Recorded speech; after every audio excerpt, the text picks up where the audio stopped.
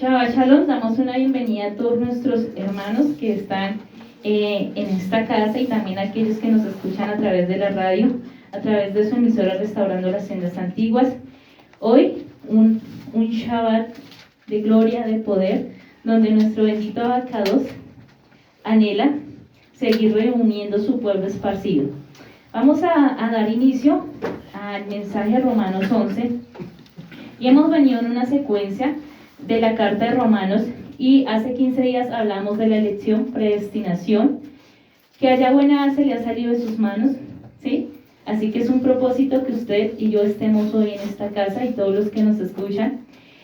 Hace 8 días hablábamos también acerca de la justificación a través de una vida en rectitud, en la fe de Yeshua, ¿sí? Y hoy continuaremos con Romanos 11. Romanos 11 es un mensaje muy hermoso para el pueblo, para todo el pueblo de Israel. Entonces, vemos cómo Shalea Shaul, Pablo, en esta carta expresa con todo el entendimiento, amor y pasión el propósito de Yahweh con su pueblo, a tal punto que le es llamado el misterio de Pablo.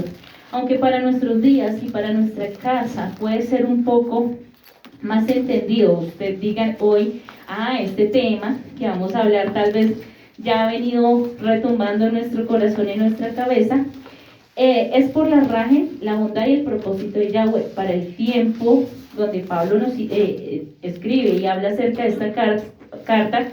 Se enfrenta a una realidad no muy ajena también a nuestros días, un pueblo endurecido en divisiones entre los mismos pueblos y entre dogmas religiosos que andan en caminos lejos de la verdad. La carta a los romanos es un libro que se abre para el pueblo de Israel, que no muchos la han entendido hasta el día de hoy.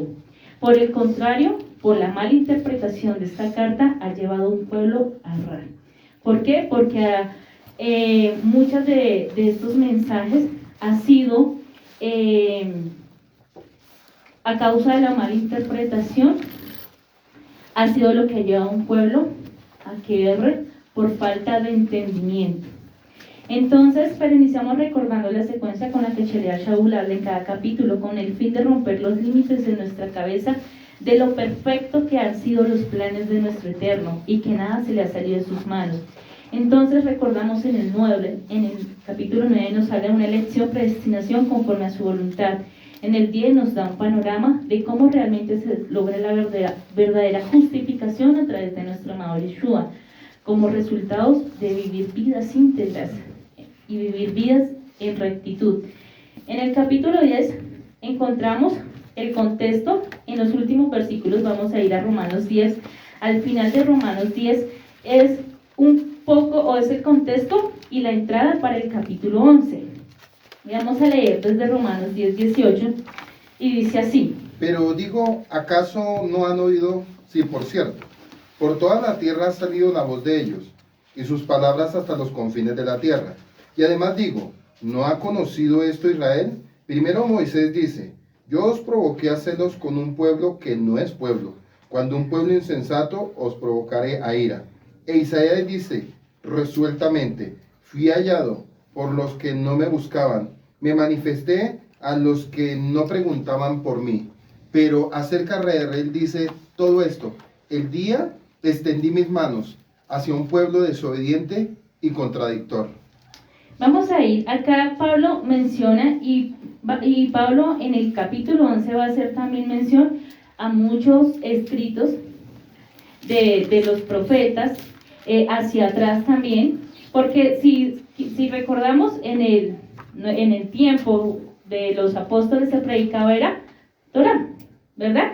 Entonces ellos citaban muchos textos de la escritura pasada. Acá en este caso Pablo está mencionando a Isaías. Vamos a ir a Isaías 65:1, donde hace alusión Pablo a este mensaje, porque dice, pero yo digo, no es más bien que Israel no entendió, yo te provocaré a celos sobre una no nación, voy a irritarlos con una nación sin entendimiento. Luego Isaías se atreve a decir, fui encontrado por aquellos que no me estaban buscando, fui dado a conocer a aquellos que no preguntaban por mí.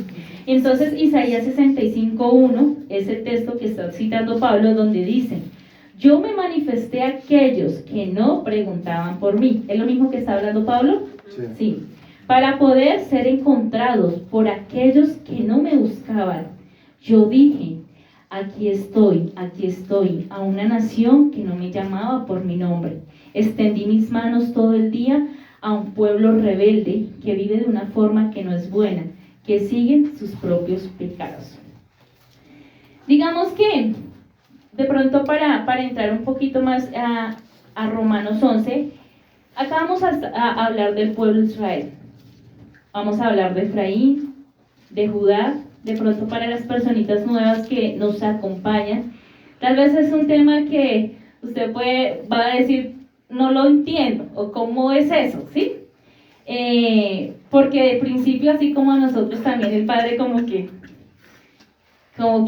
venga, esta es la verdad, y por eso Romanos 11 es llamado, dentro de este mismo capítulo, el misterio de Pablo.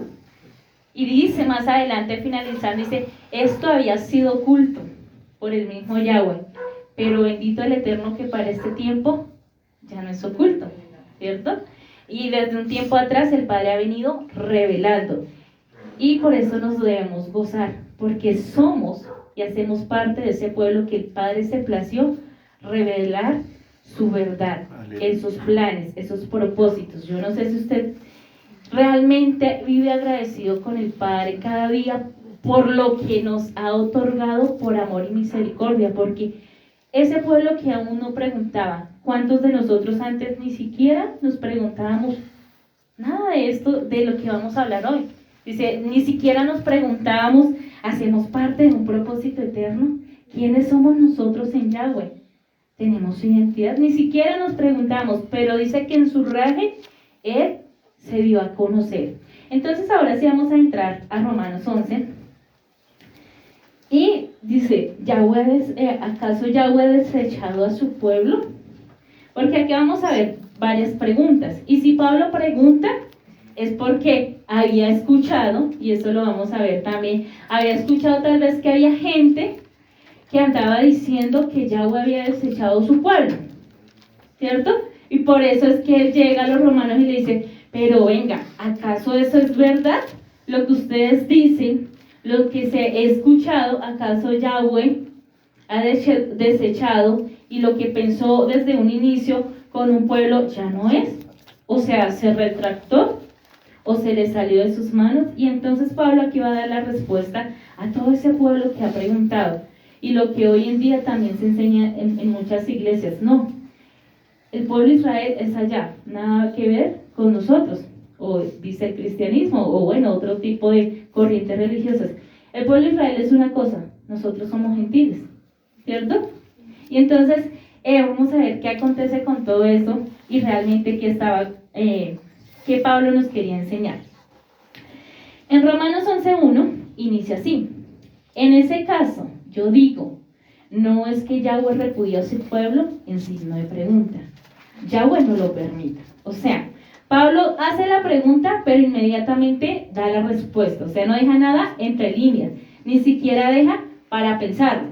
Porque Pablo entendía y entendió muy bien, o cuando él fue enviado, entendió muy bien su propósito, que era ir a predicar la Besorá a un pueblo gentil, ¿sí? Y él lo entendió, pero también entendió que ese pueblo de gentil era un Efraín esparcido desde el inicio, y él pudo entender lo que pasó en Berechit desde el inicio. Pablo entendió lo que pasó con los profetas, también entendió lo que pasó con la carta de divorcio, también entendió cuando su pueblo Judá, porque él mismo siendo judío, entendió cuando también cayó, igual que su hermano Israel, la de Israel desleal. Él entendió todo desde el inicio, ¿sí? Por eso vemos que en las cartas anteriores, tanto en la 9 como en la 10, él dice que ora al Padre y hace expresiones en ruego para que aún su pueblo judío de Judá pudiera entender lo que él había entendido acerca de la Escritura. La pregunta es, ¿usted ha entendido desde el principio lo que el Padre quiere con usted como pueblo? ¿Sí? Porque si es así, si lo hemos entendido, porque muchas veces seguimos militando en las mismas cosas pasadas.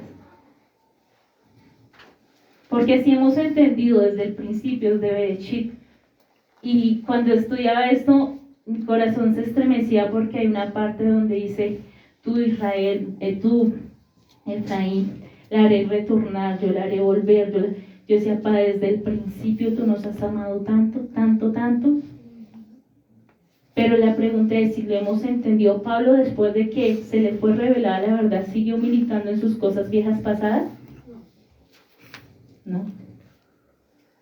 Aún con todas sus batallas, por causa del llamado, porque ni siquiera eran por causa de su debilidad, sino por causa del llamado, él no militó ni volvió atrás. Entonces la pregunta es, si hemos entendido desde Bereshit, no estaríamos o no deberíamos estar en la misma condición. Vamos a Jeremías. Y sigo en la segunda partecita del primer versículo, dice, pues yo mismo soy un hijo de Israel, de la cera de Abraham, de la tribu de Benjamín. Yahweh no ha repudiado a su pueblo, al cual escogió de antemano. Y Jeremías 33, 23, ¿qué nos dice? Dice, vino, Jeremías 33, 23. Sí, señor. ¿Vino hasta qué verso? Termina el 26. Vino palabra de Yahweh a Jeremías diciendo, no has desechado de ver lo que habla este pueblo diciendo, las dos familias que Yahweh había escogido, las ha desechado y han tenido en poco a mi pueblo hasta no tenerlo más por nación. Pues bien dice Yahweh, así, ¿no permanece mi pacto con el día y la noche? Si yo he puesto las leyes del cielo y la tierra, también desecharé la descendencia de Jacob y de David mi siervo, para no tomar de su descendencia quien sea señor sobre la posteridad de Abraham, de Isaac y de Jacob, porque yo haré volver sus cautivos y tendré compasión de ellos. Me gustaría leerla en esta versión que es la lenguaje actual, que de pronto para poder captar. Dice, Yahweh volvió a hablarme y me dijo, aquí en Jeremías, Jeremías, fíjate en el sol y la luna, que siempre salen a su debido tiempo. Eso no cambia nunca. Como tampoco cambiará el pacto que hice con mi servidor David, con los sacerdotes y con los descendientes de Abraham, de Isaac y de Jacob. Nunca faltará en Israel un rey de la familia de David, ni faltarán sacerdotes ni de la familia de Leví. Serán tan numerosos como las estrellas del cielo y como los granos de la arena del mar. Nadie podrá contarlos. Jeremías, le dice Yahweh, hay gente que odia a mi pueblo y lo desprecia como nación. Dicen que primero elegí a Israel y a Judá, y que hasta hice un pacto con ellos, pero ahora dicen que los he rechazado. Pero yo siempre cumplo mis pactos, así que los haré volver del país a donde fueron llevados prisioneros. O sea que lo que Pablo estaba hablando aquí era nuevo. No. Desde antes ya había gentes dentro de los pueblos que decía Yahweh ha rechazado a su pueblo, y eso se comienza a hablar desde que el pueblo de Israel fue al exilio, tanto en Babilonia como en Asiria. Las dos casas fueron exiliadas. Desde ahí comienza como el pueblo a decir, ¿acaso Dios ya los desechó, ya como que los sacó, como que ya no tiene nada que ver con ese pueblo? Y vemos que entonces lo que Pablo aquí habla venía desde mucho tiempo atrás, y es lo que hoy en día se escucha. Dice, no, Yahweh o Dios ya no tiene nada que, nosotros no tenemos nada que ver con ese pueblo de Israel, porque a ese pueblo ya se le fue dada carta de divorcio. Es lo que escuchamos, ¿sí? De pronto de los que hemos venido de una religión cristiana, pues es lo que tal vez nos habían enseñado, ¿no? Nosotros no tenemos nada que ver con un pueblo de Israel. Nosotros somos gentiles. Ese pueblo se le fue dada carta de divorcio, no sé si hasta ahí llegó. Por eso Pablo dice de ninguna manera. Y acá en Jeremías dice Yahweh, dice, así como el sol y la luna no han cambiado, mis planes con mi pueblo no han cambiado, y permanece de tiempos en tiempos hasta un futuro venidero. Entonces, ¿será que Dios se le salió de las manos? No. Todo. Perdón, hay un punto que hay que analizar, hay que explicar dos reglas en cuestión de interpretación del libro de Romanos, y es la regla Drash y el nivel Sod. porque lo que Pablo está diciendo en ese momento es mirando el encabezado del Reshit, diciendo, el encabezado dice que la tierra se hizo por tres circunstancias, una por la Torá, para un pueblo llamado Israel, que sería redimido por Yeshua. Entonces, en ese momento que Pablo está diciendo, ha desechado Yahweh Israel, lo que pasa es que en ese momento el pueblo de Israel se había helenizado, los judíos se habían helenizado con los romanos, al punto que perdieron su identidad como pueblo. Entonces, la tarea de Pablo era nuevamente restaurar el Reshí, el encabezado de todo esto, y le dio un panorama bíblico dentro de lo que tú vas a predicar ahorita. No tenemos que olvidar lo que es Génesis capítulo 1, pero el verso 1, que es el encabezado de todo esto, porque la tierra se hizo por la Torá para un pueblo llamado Israel, que sería redimido por Yeshua. Entonces lo que Pablo está haciendo es recordando un panorama del encabezado de Bereshit, que el pueblo lo sabía, mas los romanos no lo entendían, y la tarea de Pablo, ¿cuál era? Restaurar el primer versículo hasta el versículo 4 y 5 de Bereshit capítulo 1. Sí. Así es. Sí, esto se conecta también mucho con Bereshit 48, cuando habla acerca de Efraín tomado como hijo de Israel. Entonces, eso. Vamos a continuar. En el versículo 2. Y no saben lo que el Tanar de Eliyah, él implora a Yahweh en contra de Israel, diciendo: Yahweh, ellos han matado a tus profetas y derribado tus altares. Yo soy el único que he quedado con vida, y ahora me quieren matar a mí también. Pero ¿cuál es la respuesta de Yahweh? He apartado para mí 7,000 hombres que no han doblado rodilla ante Baal. Entonces lo que dice nuestro Roe es muy cierto. Pablo comienza con un recorrido por toda la escritura y llega precisamente a Reyes, cuando habla que Elías anda de huida por causa de Jezabel, que anda matando todos los profetas de Yahweh, y Elías había pensado que era el último que quedaba, y por eso él le dice, tiene temor y dice: mira, soy el último que queda, soy yo, ahora me buscan también para matarme, después de todo lo que había acontecido, aún de lo que él había matado a esos 400 profetas de Baal, pero él huye y tiene miedo y dice: ahora soy yo el último que queda. Pero Pablo también le cita cuando Yahweh le dice: no eres el último, me he reservado un pueblo. Y eso es lo que nos enseña, es que desde el principio, porque nosotros pensaríamos, bueno, hasta ahorita Efraín está resurgiendo, ¿qué quiere decir? Que de ahí para atrás tal vez el pueblo no había un pueblo. No, de tiempo en tiempo siempre Yahweh ha guardado un pueblo que no ha doblado rodilla ni a un sistema religioso, ni a un sistema de idolatría, sino que de tiempo en tiempo, o sea, en los 4,000, 5,000 años que tiene la tierra, que comenzó toda esta historia, el Padre siempre ha guardado un pueblo, y eso lo vemos en toda la escritura, con los profetas, aunque muchos del pueblo, pues para su tiempo sí desobedecieron y fueron sacados, pero dice, he guardado. Entonces, eso lo vemos con los profetas, lo vemos aún con los apóstoles, aún en Hechos 2, cuando también los 3,000 recibieron el Ruach HaKodesh. ¿Qué quiere decir? Aún desde el principio con los del primer camino, con los del camino, o con los nazarenos, que fueron los primeros en seguir a nuestro amado Yeshua, de tiempo en tiempo siempre ha guardado, y para este tiempo el Padre sigue guardando. O sea, que no estamos solos, ¿cierto? Entonces sigue. ¿Puedo opinar ahí?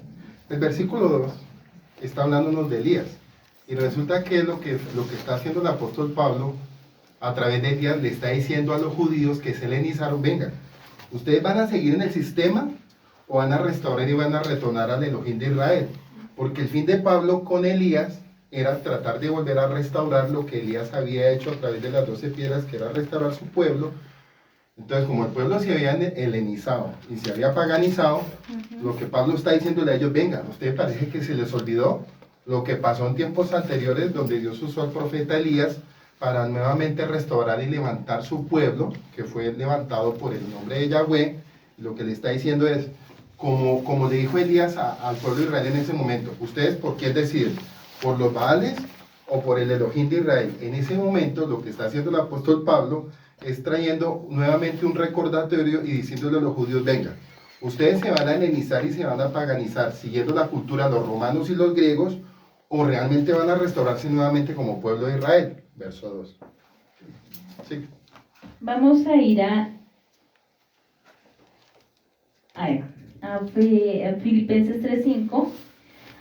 Porque Hechos 22:3 y Filipenses 3:5, cuando Pablo habla que él es judío aún, lo que está hablando es el linaje por el cual él venía. Y dice que yo de cierto soy judío, nacido en Tarso de Cilicia, pero criado en esta ciudad, instruido a los pies de Gamaliel, estrictamente conforme a la ley de nuestros padres, celoso de Yahweh, como hoy lo sois todos vosotros. Y Filipenses 3:5 dice, Brit Milá en el 8º día de Israel, de nacimiento de la tribu de Benjamín, de lengua hebrea, con padres de lengua hebrea, con respecto a la Torá de Parush. Pablo aquí lo que está recordando es también, yo mismo sé y reconozco mi identidad como Judá, pero aún así no había entendido el propósito del Padre para el pueblo. Benjamín, cuando él habla y dice que viene del linaje de Benjamín, Benjamín significa mi mano derecha, pero también significa hijo del dolor. Si recordamos en Berechí, cuando Benjamín nace, su madre le es llamado Benoni, que era hijo del dolor, porque a causa de este nacimiento ella también muere. Y eso es lo que representa Benjamín. Cuando Pablo cita que él es del linaje de Benjamín, está diciendo también que aún él mismo llevaría ese dolor a causa, así como Yeshua llevó el dolor por un pueblo, dice que él mismo también llevaría ese dolor que sentía el Mesías por un pueblo que se había esparcido, que se había paganizado, o como nos lo enseña nuestro Roy, se había helenizado. Vamos a seguir en el versículo 5.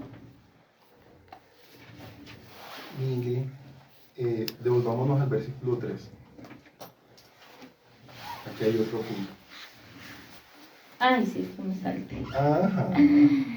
Dice, Yahweh, ellos han matado a tus profetas. No, ese es el 3, ¿sí? Sí, el 3. Yahweh, ellos han matado a tus profetas y derribado tus altares. Yo soy el único que he quedado con vida y ahora me quieren matar a mí también. Pero ¿cuál es la respuesta de Yahweh? He apartado para mí 7,000 hombres que no he doblado rodilla a Baal. La pregunta es por qué Pablo está citando ese texto en un tiempo diferente. ¿Por qué lo está citando? Porque al igual que Elías, Pablo era perseguido por la secta de la circuncisión, los fariseos, aquellos que en un tiempo, y por eso Pablo cita, yo siendo judío de la escuela de Gamaliel, instruido en toda una enseñanza, pero cuando se le es revelado Yeshua, comienza entonces, él ya va en contra de todo eso, dice, porque él desde el inicio, desde su crecimiento y aprendizaje en la escuela de Gamaliel, él era muy celoso en la Torá, pero sin la revelación, o sea, era muy celoso en cuanto a guardar la Torá con ritos, con todo lo que hacía esta corriente. Entonces, cuando se les revelaba, ya comienza a predicar totalmente su evangelio, va de una forma diferente, y es cuando los de la secta de la circuncisión y todos aquellos se comienzan, intentan matarlo, lo apedrean, lo encarcelan, y es muy parecido a lo que Elías está viendo, persecución por causa de la verdad. Bueno, resulta que en ese momento el problema no es con la secta de la circuncisión. En este momento el problema es con los romanos helenistas, que de cierta manera, pues él llegó también porque, pues acuérdense que los judíos habían perdido su identidad y sus raíces y su nacionalidad. Entonces en este momento le está diciendo a ellos, de cierta manera, como trayendo un recordatorio, diciéndole, venga, ustedes van a hacer lo mismo conmigo, como sucedió en los tiempos anteriores, pero resulta que a Pablo no lo mataron porque Pablo tenía nacionalidad romana. Por eso él habló con toda esa autoridad, porque donde él no le hubiera tenido, lo hubiera matado a él. Por eso no lo mataron, porque él tenía nacionalidad romana. Nacionalidad romana. ¿Seguimos? Dice el versículo 5, ahora sí. Es de la misma manera en la época presente. Hay un remanente escogido por misericordia. Y eso lo recordamos entonces capítulo 9, por elección y predestinación, un pueblo de Israel. Ahora sí, es por misericordia, es correspondiente. Este correspondiente, eso está en el versículo 6, es un adverbio modal que hace alusión o que significa una relación, una conexión y una intimidad. Correspondencia es una comunicación. Entonces lo que aquí Pablo dice es, ahora sí, es por misericordia, pero es correspondiente. Y yendo a ese verbo modal, dice que es por conexión y por intimidad y comunicación, no basado en obras legalistas. Y eso representa aún no basado en costumbres, ni ritos, ni sacrificios, sin obediencia, sino si fuera de otra manera la misericordia, ya no sería misericordia. Entonces lo que Pablo está diciendo, venga, no es por lo que ustedes hacen, no es por lo mucho que se puede hacer, sino es porque desde antemano, como nos habla el capítulo 9, ya había una elección, ya había una predestinación con un pueblo. ¿Por qué? Porque para ese y para este tiempo pues se piensa, ¿no? Muchos hacen muchas cosas para tratar de agradar o para creer que hacen parte de ese pueblo, pero que a la final son costumbres que los alejan cada día más del Padre y niegan la verdadera fe en Yeshua. Y eso lo vamos a ver más adelante. Y dice Pablo en el 7, concluimos que Israel no ha obtenido la meta por la cual está esforzándose. Los escogidos la han obtenido, pero el resto se ha hecho como piedra. ¿Qué significa esto? Israel, Judá, no ha obtenido esforzándose sin el Mashiach. Y Efraín, en las iglesias, no la ha obtenido sin la Torá y adorando a ídolos. Es necesario retornar en el reconocimiento de Yeshua y su pueblo. Eso lo tiene que hacer el Judá. 2, en el reconocimiento y en la obediencia a la Torá. ¿Quién tiene que hacer esto? Efraín. Y 3, en la comunión con el Ruach HaKodesh. ¿Y esto quién lo tiene que hacer? Porque hay muchos que ya para este tiempo, 1, hablan de Yeshua y 2, guardan Torá. Pero han destituido o le han quitado el lugar al Ruach HaKodesh. Y eso lo vemos aún en medio de las raíces hebreas. Entonces, aún, porque entonces decimos, no, los que ya tienen Torá, Efraín, pero también los que ya reconocieron a Judá, a Yeshua, Judá, dice, entonces ya tendrían la plenitud de todo, ya estarían completos, pero resulta que falta algo más o un ingrediente muy importante que es el Ruach HaKodesh. ¿Qué quiere decir? Que sin estas tres cosas el pueblo no puede ser llamado pueblo, porque ahora en medio de las raíces hebreas vemos un pueblo que habla de fiestas, que guarda Shabbat, que habla los nombres, ¿cierto? Y vemos que reconocen también, ya han vuelto a la Torah, que reconocen a Yeshua, pero que han desplazado el Ruach HaKodesh. Y así también es necesario retornar y permitir esta completitud en medio de este retorno. ¿Qué nos está hablando ahí este versículo? Una teshuva como pueblo, siendo imitadores de Yeshua y no de hombres. En el versículo 8, igual que lo que dice la Tanat, Yahweh les ha dado un rúa de letargo, ojos que no ven, oídos que no oyen, hasta el día de hoy. Y en Jeremías 5:20 dice esto: anuncia esto a la casa de Jacob y que se oigan en Judá. Di, oigan esto, gente estúpida y sin inteligencia, ustedes que tienen ojos, pero no ven, tienen oídos, pero no oyen. ¿No me temen? Dice Yahweh, no tiemblan a mi presencia. Yo hice la costa, límite para el mar, por decreto eterno no puede pasar. Sus olas pueden revolverse, pero no prevalecerán, aunque rujan no pueden cruzarlo. Pero este pueblo tiene un corazón rebelde y desobediente. Ellos se han rebelado y se han vuelto. Entonces, como bien conocemos, desde la condición del pueblo de Israel fue una condición en decadencia espiritual, ¿sí? Desde el principio. Ellos comenzaron a decaer, a decaer, a decaer, a tal punto que pues viene el juicio, porque Yahweh es grande en misericordia, pero también juzga con un juicio justo, y en su momento vino el juicio para las dos casas.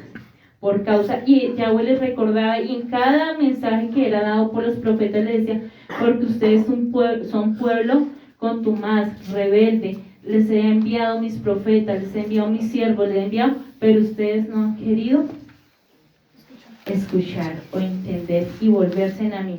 Y David dice en el versículo 9, sus mesas de cenar se conviertan para ellos en redes y trampas, tropezadero y en castigo.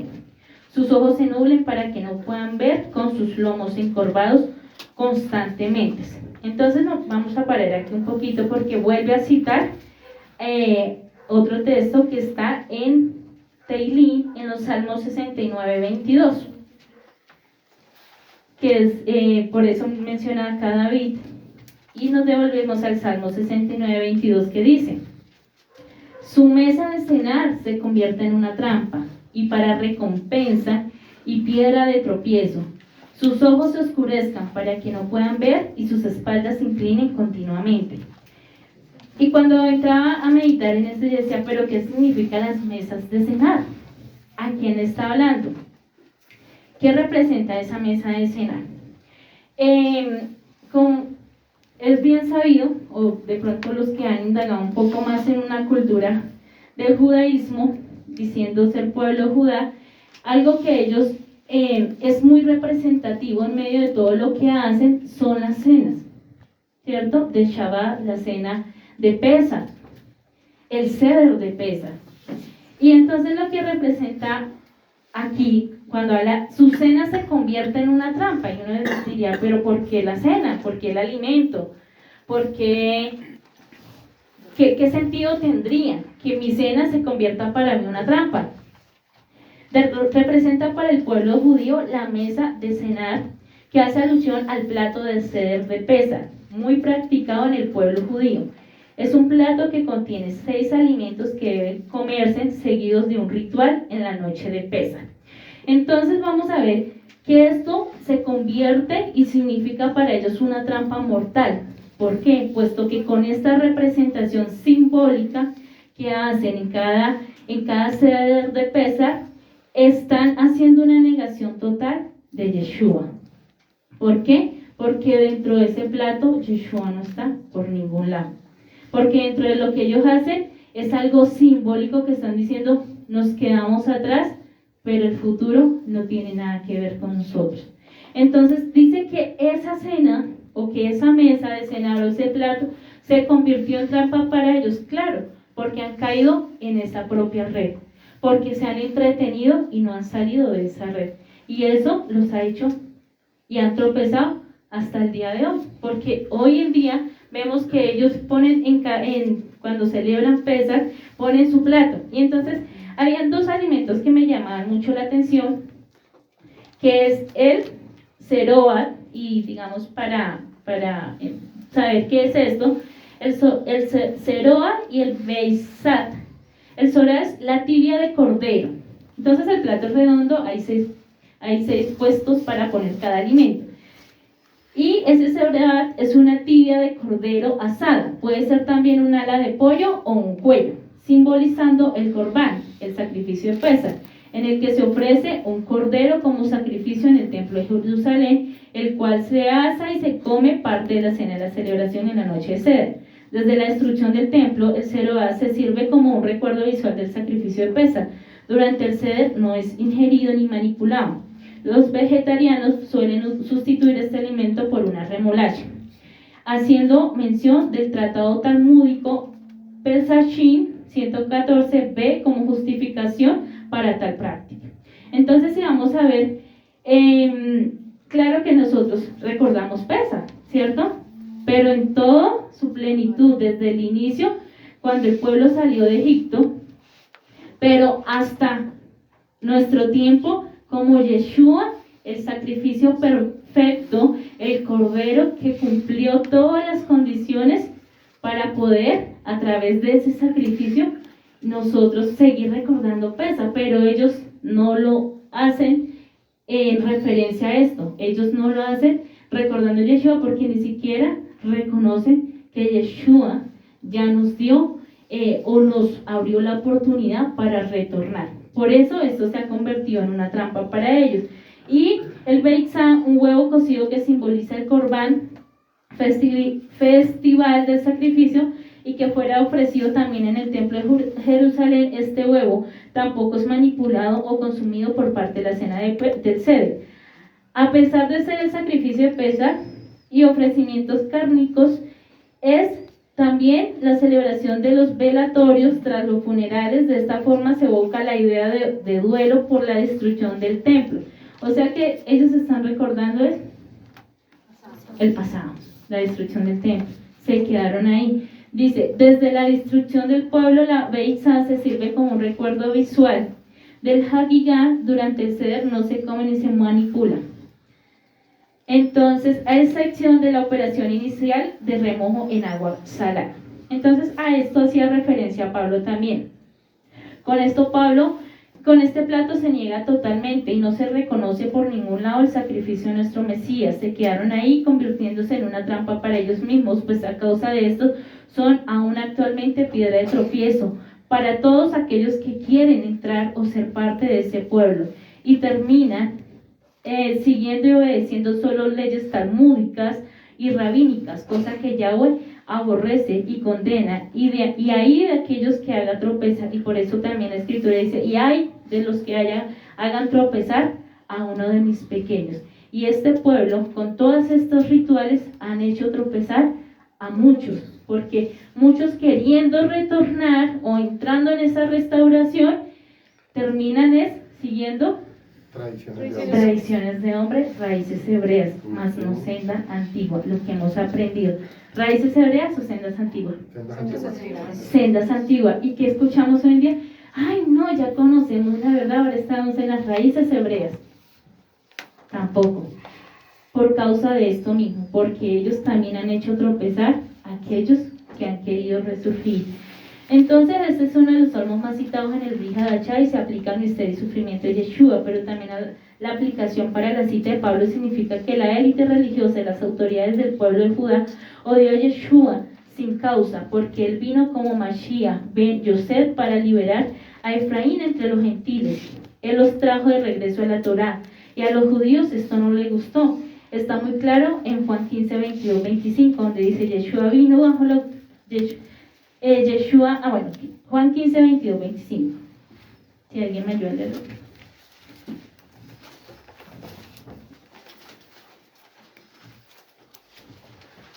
Yeshua vino bajo la autoridad de Abba Yahweh para restaurar a Israel y a Israel, para restaurar Yahweh, Israel y Israel a la Torá. Dice así: acuérdense de la palabra que yo os he dicho, el siervo no es mayor que su Señor.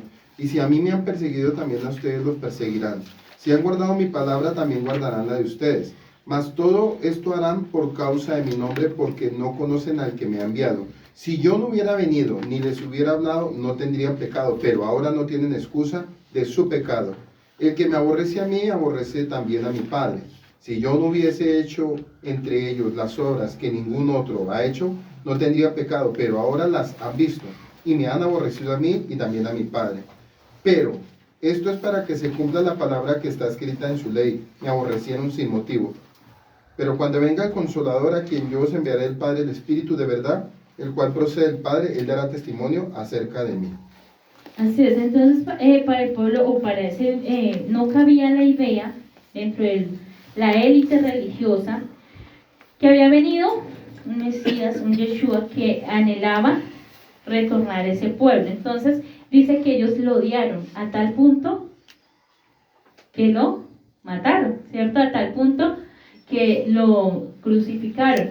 Pero como dice Juan, el que me odia a mí, ha odiado a mi Padre. Y por eso dice, a los suyos vino, mas los suyos no lo recibieron. Sin embargo, más adelante en Romanos vamos a ver que dice que a causa de esto también se abrió la puerta para que los gentiles pudieran regresar. ¿Qué quiere decir? Que volvemos a pensar, al Padre no se le salió de sus manos aún la misma muerte de su amado hijo Yeshua, porque también era un propósito.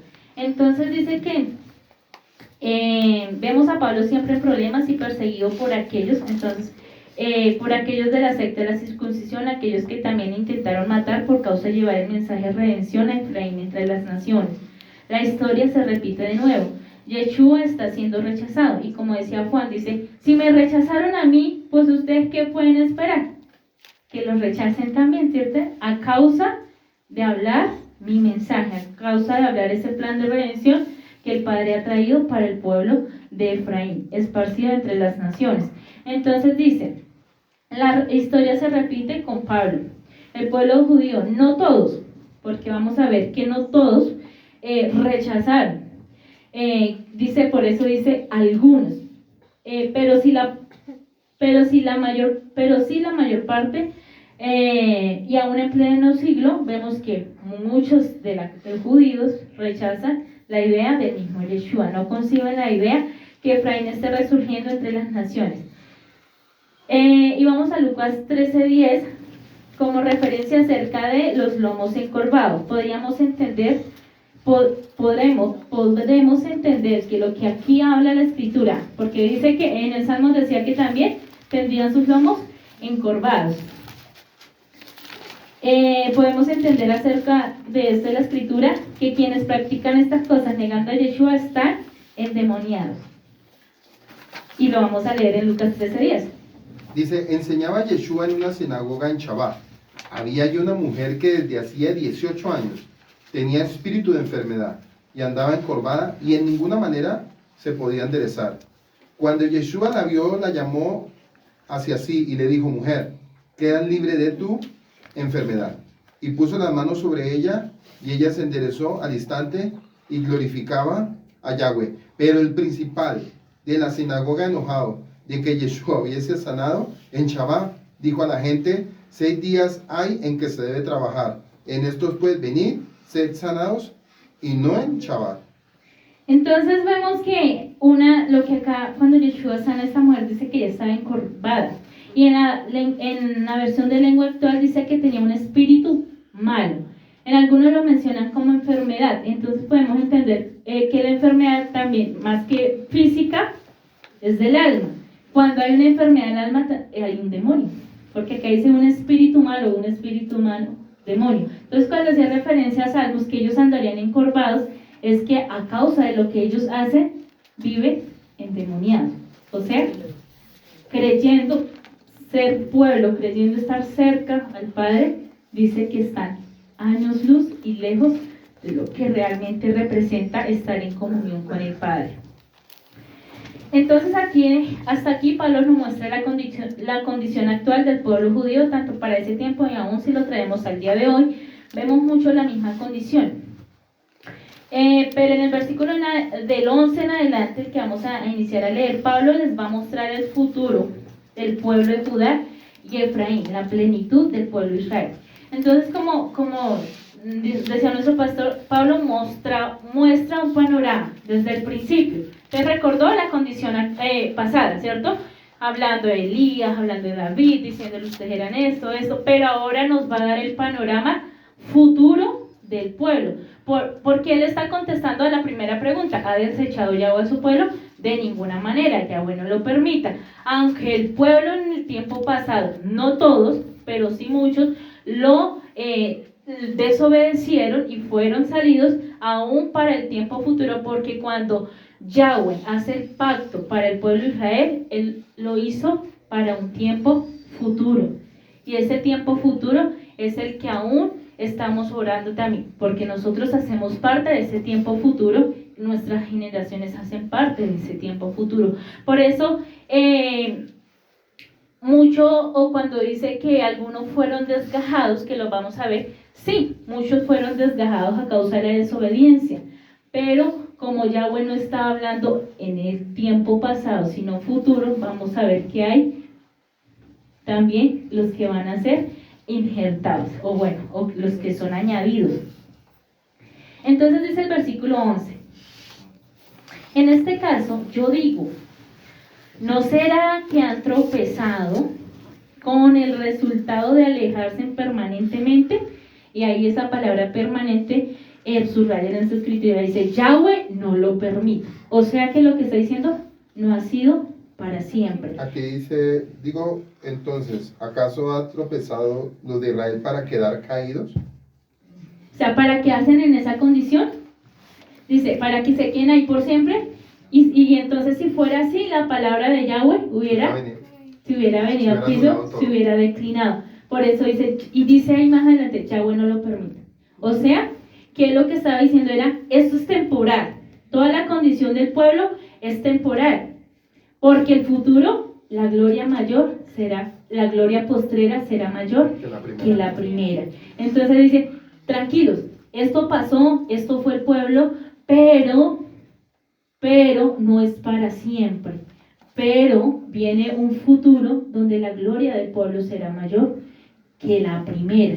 Entonces, por el contrario, por eso esta palabra ahí permanente o para siempre, o para que se quedara caído, es muy importante, porque con eso usted le va a decir a aquellos que tal vez dicen, no, el pueblo ya cayó y se quedó caído, o fue desechado. Usted le va a decir de ninguna manera, esa condición no es para siempre. Por eso el conciso B dice, en ninguna manera, pero en su caída vino la salvación a los gentiles para provocarle a celos. Y volvemos a pensar y recordamos entonces lo que decía finalizando Romanos 10, que levantaría una nación que no preguntaba para provocar a celos al mismo pueblo Judá. Y ese pueblo es lo que hoy en día escuchamos para despertar también a Judá. Como que oigan, por eso es que hoy en día el judaísmo, sobre todo, dicen, ¿quiénes son esos?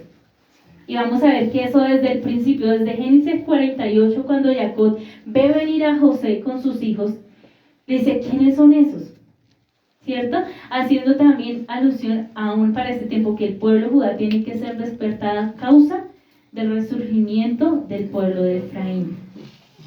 Entonces dice el 12, además, si su tropiezo está trayendo riquezas para el mundo, esto es, si Israel, siendo puesto en una condición más desfavorable que los gentiles, le está trayendo riqueza a estos, ¿cuánto mucho mayores riqueza les traerá a Israel cuando esté en su plenitud? Y entonces, el tropiezo Judá provocó que las besoras del evangelio fueran predicadas a los gentiles. Y ahora sí vamos a entrar un poco a entender por qué se habla de gentil. ¿Quiénes eran? Porque hoy en día las iglesias cristianas dicen que son gentiles. ¿Sí? Cuando usted iba, ¿cuántos han venido a una iglesia cristiana? Levante su mano. Y si usted era buen cristiano, sabe por qué iba allá, ¿cierto? ¿Y qué es lo que decían en la iglesia? ¿Somos qué? Si eran buenos cristianos, al menos entendían a qué iban. ¿Sí? O son de los cristianos que no entienden. Cristianos obedientes, pero pasados de la verdad. Pero muchos van a una iglesia y ni siquiera ¿por qué? ¿Sí? O muchos ni siquiera se detienen un poquito a pensar ¿qué dice eso? O sea, una iglesia es una religión. ¿Por qué yo voy a esa religión? ¿Qué dice? ¿Por qué son las bases de esa iglesia o esa religión? Entonces, pues muchos en sus mentiras, cada uno tiene una verdad, o sea, entre comillas, una verdad que a la final no es verdad a la luz de la escritura, pero para ellos es una verdad. Entonces dice que ellos, o el pueblo cristiano, o dice que son gentiles, ¿cierto? Cuando íbamos a la iglesia, eso era lo que nosotros también decíamos. No, nosotros somos gentiles. Pero gentil, ¿qué significa? Gentil significa goyim, pueblo entre las naciones. Entonces, cuando entendemos esta palabra gentil, que en el hebreo es goyim, habla de un pueblo esparcido. Dice, entre las naciones. Cuando Pablo habla en Gálatas y inicia varias cartas, él siempre, o en algunas, dice a los expatriados o a los de la diáspora. Entonces uno dice, bueno, ese será para mí, yo soy gentil. No, yo no soy de la diáspora, entonces este no es para mí. Pero muchas veces ni siquiera nos detenemos a leer ese primer versículo. Esta es para el pueblo, para las 12 que fueron esparcidas, porque siempre hablamos de las 10. Pero vamos a ver que tanto como Israel cayó, Judá también cayó. Y ambos necesitan, a través de Yeshua, retornar. Entonces esto no es solo para las 10, esto es para 12. Por eso dice a las de la diáspora, porque a veces también escuchamos dentro de la religión judía que dice que ellos son los únicos, porque han guardado la Torá, pero dice que ellos también fueron y se mezclaron, y por eso también es necesario que retornen. Entonces dice que Goyim es gente entre las naciones. Entonces, dentro de todos los que han sido esparcidos, es el Goyim. Y Efraín son Goyines, o eran Goyines retornados, restaurados. Porque Efraín, cuando el pueblo de Efraín ya ha vuelto, no es pagano. Sí, Efraín nace en un pueblo pagano, porque ¿quién representa a Efraín? Desde el principio lo vemos con los hijos de José. Los hijos de José nacieron en Egipto, en un sistema pagano. Asimismo, Efraín ha nacido en un sistema pagano. Pero cuando es tomado por Jacob como hijos, ya no son paganos. Dejan esa condición de gentil, esparcido entre un sistema pagano, y ahora tienen identidad como pueblo. Ahora la pregunta es, ¿será esa Israel espiritual como también la escuchábamos o decíamos? ¿Qué dice? Alguien que levante la mano. ¿Será eso así? ¿Quién me da una respuesta? Dicen que la iglesia reemplazó al Israel por la Israel espiritual. Así, eso es lo que escuchamos, y vamos a ver cuál es esa ley del reemplazo, o esa mentira del reemplazo, porque es lo que dice, que la iglesia reemplazó a Israel, el pueblo de Israel, y mentira. Eso es otra gran mentira, que por muchos años ha llevado a un pueblo a una decadencia, porque vamos a ver que Efraín realmente es hijo legítimo de Jacob. Aunque era el nieto, pero cuando en Berechí 40, en Berechí 48 lo adopta y lo toma como hijo legítimo, no espiritual. Al decir, míos son, cuando él lo pone entre las piernas, es como si lo que representaba Jacob estaba haciendo ahí, son nacidos de mi simiente. Entonces no podemos decir que somos una Israel espiritual, como nos han enseñado o como se enseña hoy en día afuera. No somos una Israel espiritual, somos una Israel legítima. Aún por parte sanguínea, los hijos de José, vienen como por parte de papá. José, aunque su mamá era egipcia, José sí traía sangre o de linaje del pueblo, porque pues él era hijo de Jacob. Entonces, por parte de sangre, también Efraín y Manasés alcanzan esa legitimidad. Entonces, vamos a seguir en el versículo. Entonces, el tropiezo de Judá provocó que la persona del evangelio fuera predicado a los Goyim, pues a los suyos vino, mas los suyos no lo recibieron. Y eso lo vemos en Mateo 15:24, que dice: Él dijo, yo he sido enviado solo a las ovejas perdidas de la casa de Israel. Yeshua encomienda a los talmidim también que vayan, y encomienda esa tarea, que vayan y busquen dentro de los gentiles a Efraín.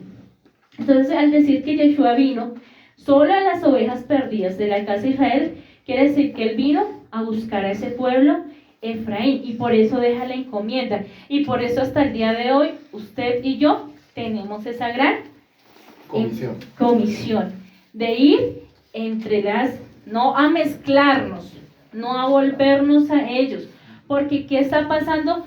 Volvemos al tema de los que están entrando en medio de esta restauración, queriendo tener una aceptación, van y tienen un acercamiento y terminan mezclados y haciendo lo mismo, tanto que hace Efraín paganizado, o lo que hace Judá también paganizado, porque a la final es un sistema pagano que está lejos de Yahweh.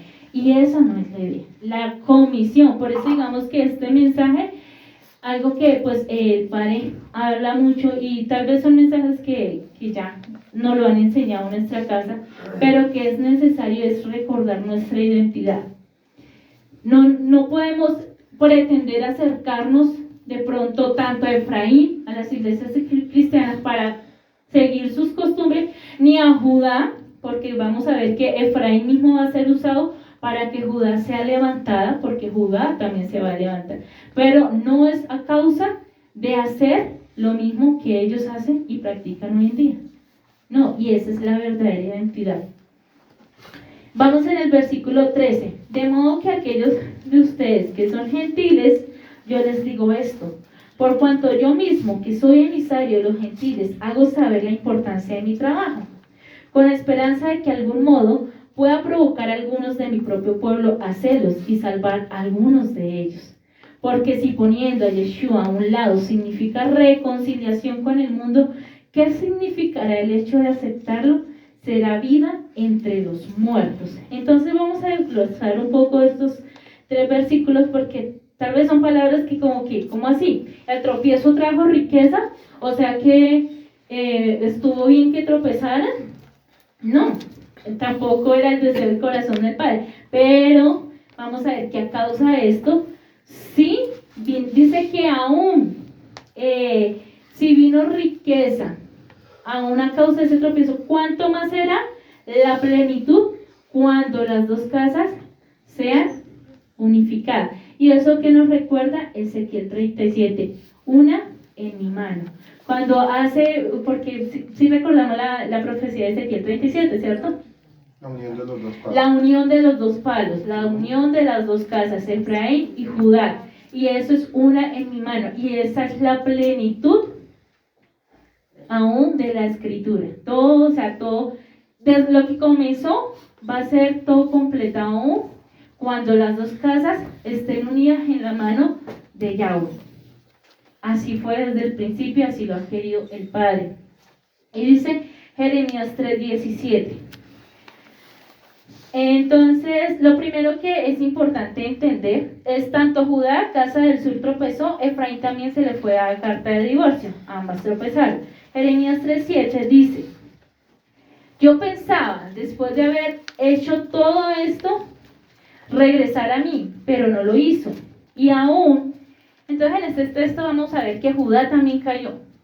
Porque muchos dicen Judá no, Judá sigue guardando Torah y nunca ha caído, porque ellos retornaron, aun cuando ellos retornan del exilio, dice Judá retornó y ellos han guardado, pero vamos a ver que aún la misma Judá también cayó.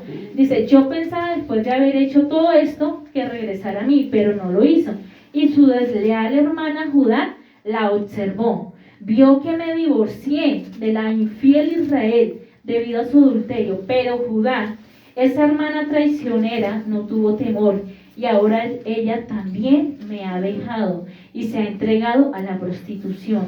Israel no lo tomó en serio y no le parece nada fuera de lo común cometer adulterio al rendir culto a ídolos hechos de madera y a piedra.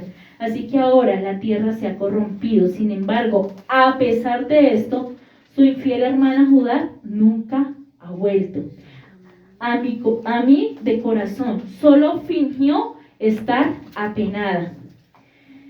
Yo, el Señor, he hablado. Luego el Señor me dijo, hasta la infiel Israel es menos culpable que la traidora de Judá.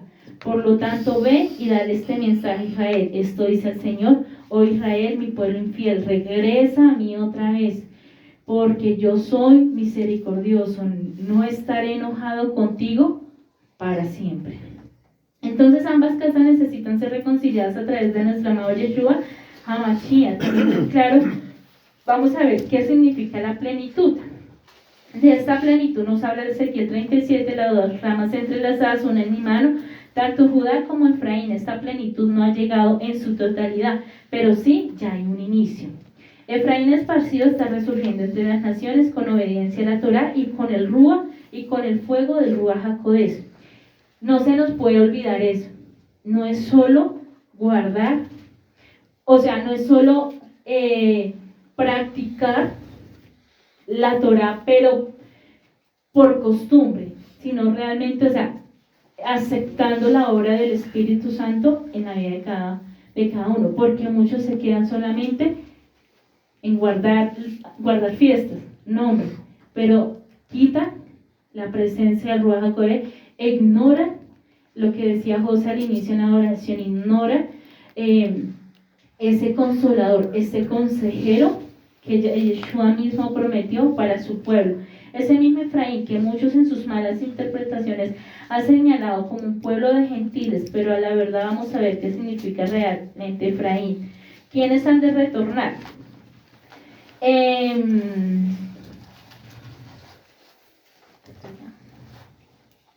Berechí 48, entonces quiero que vayamos un momento a Berechí 48 desde el versículo 4.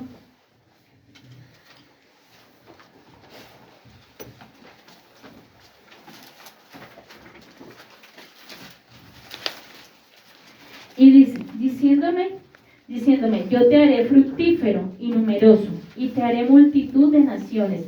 Y esta es lo que Jacob le dice a Efraín.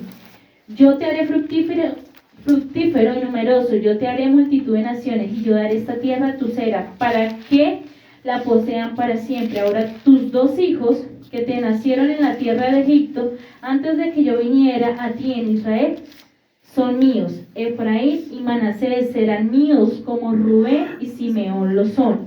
Los hijos nacidos a ti después de ellos serán tuyos.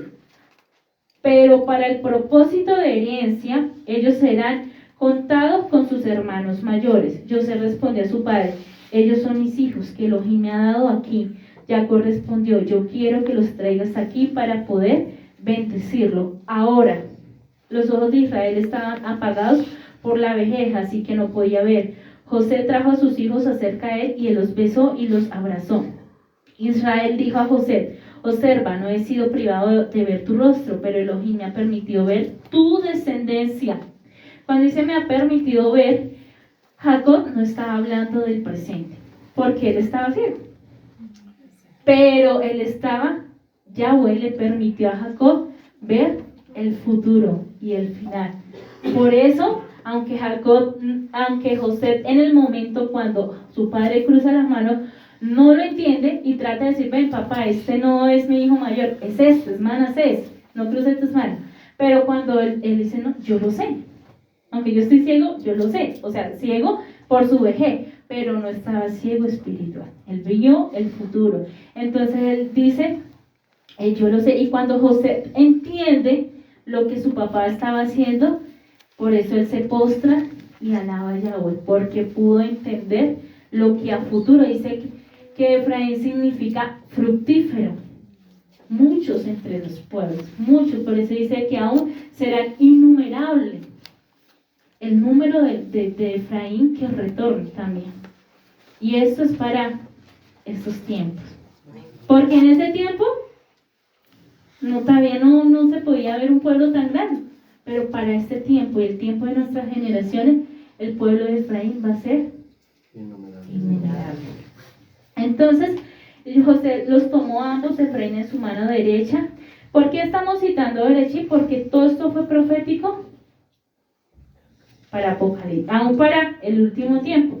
Algo que decía nuestro pastor, Apocalipsis, bueno, lo decía en Cachipay, pero en el video, Apocalipsis se conecta con, Apocalipsis termina con el comienzo de Berechí, o Berechí comienza con el final de Apocalipsis. O sea, es una conexión. Y José les tomó a ambos, Efraín en su mano derecha hacia la mano izquierda de Israel, y Manasés en su mano izquierda hacia la mano derecha de Israel, y los trajo cerca de él. Pero Israel extendió su mano derecha y le puso sobre la cabeza del más joven Efraín, y puso su mano izquierda en la cabeza de Manasés. Él intencionalmente cruzó sus manos, aun siendo Manasés el primogénito.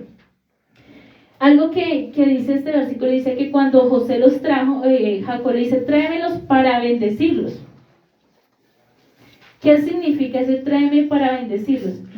Significa que cuando Efraín retorne, realmente va a encontrar bendición. Realmente va a encontrar la plenitud de las promesas, de esas bendiciones que nos habla de Obrarino 8 y todas sus promesas de bendición. La primera bendición es el pueblo de Israel. ¿sí? Ese era apartado, escogido. Y todas con ellas, porque hay bendición financiera, o sea, él dice que aún él prestará, que no él prestará más, no pedirá prestado, aún, o sea, las bendiciones en todas las áreas. Cuando Efraín retorne, va a encontrar realmente esa bendición. Entonces, él los bendijo a ellos, Elohim en cuya presencia mis padres, Abraham y Sara, fueron bien placenteros, el Elohim que me había alimentado desde mi juventud hasta este día. El Malak que me rescató de todo peligro, bendiga a estos niños, que ellos recuerden quién soy yo. Y recuerden quién soy yo es que el pueblo futuro tenga memoria de las promesas de Yahweh desde Abraham, Isaac y Jacob, cumplidas en un tiempo futuro en el pueblo de Efraín y Judá, en el pueblo de Israel, las dos casas. Eso era lo que se dice, que estos niños me recuerden, o sea, que tengan memoria, que nunca se olviden que desde el principio hubo un plan de redención, que nunca se olviden que desde el principio hubo un plan y una predestinación y una elección con ese pueblo. Eso es maravilloso. Amén.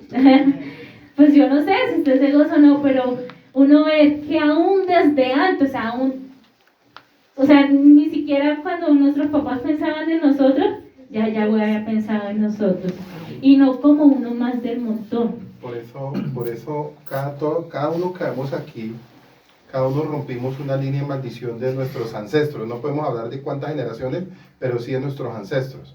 Cada uno en el tiempo, como persona y como generación, rompió la maldición de todos los ancestros que, si hacemos cuentas, vamos por más de 1000 y pico de años atrás.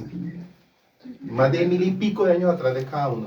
Porque si preguntamos, ninguno venimos de familia pueblo de Israel.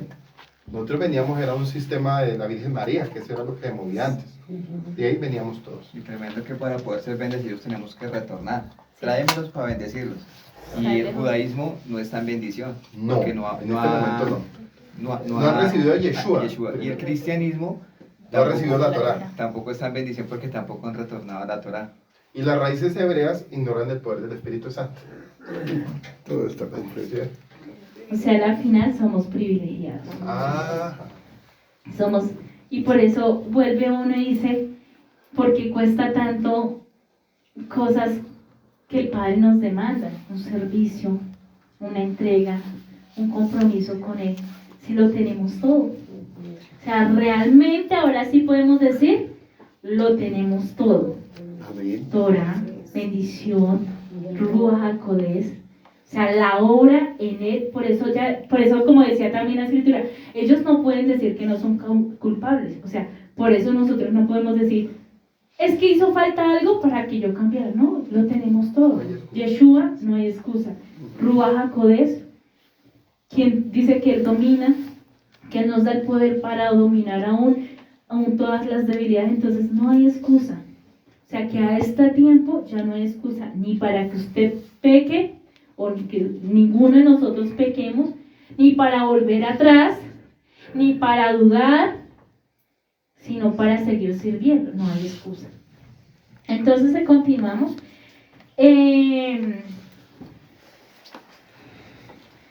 Cuando también recordaba, cuando dice míos son, es que le da a Efraín la posición de primogenitura, con una posición.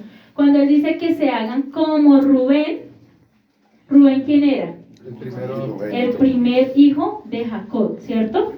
Y dice que cuando él dice se haga como Rubén, o sea, lo que hace es darle una posición de primogenitura, aún siendo de los nietos, pues menor que sus tíos, porque pues imagínate, ellos, Manasés de Efraín, eran menor que todos sus tíos, pero dice que les da la primogenitura.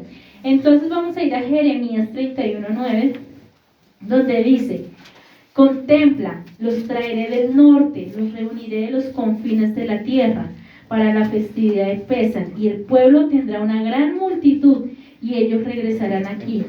Ellos salieron gimiendo, y yo los traigo de vuelta con consolación, causándoles alojarse por arroyos de agua sobre sendas allanadas, porque soy un padre de Israel, y Efraín es mi primogénito.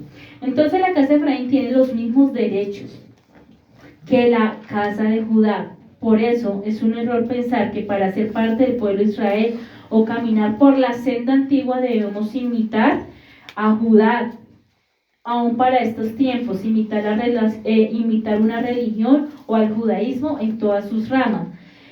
Porque eso es lo que ese es el otro error de hoy en día, que se piensa que para tener esa aceptación del Padre hay que seguir un dogma más que es el judaísmo o una mentira más que es el judaísmo. Y por eso es que muchos de los que entran a la restauración caen nuevamente en una mentira, porque piensan que para ser aceptados por Yahweh, pero no entienden que Efraín tiene la misma derecho y la misma posición y la misma herencia de primogenitura. Entonces, pues para que aún en este tiempo que el Padre está enviando a llevar la verdad, nos vamos a encontrar con muchos que ya han escuchado de sus nombres y de sus fiestas, pero que a la final también están desviando la senda. Entonces, por eso también el Padre nos advierte. Entonces, en el 16... ¿De Romanos 11? Sí, señor, seguimos Romanos 11.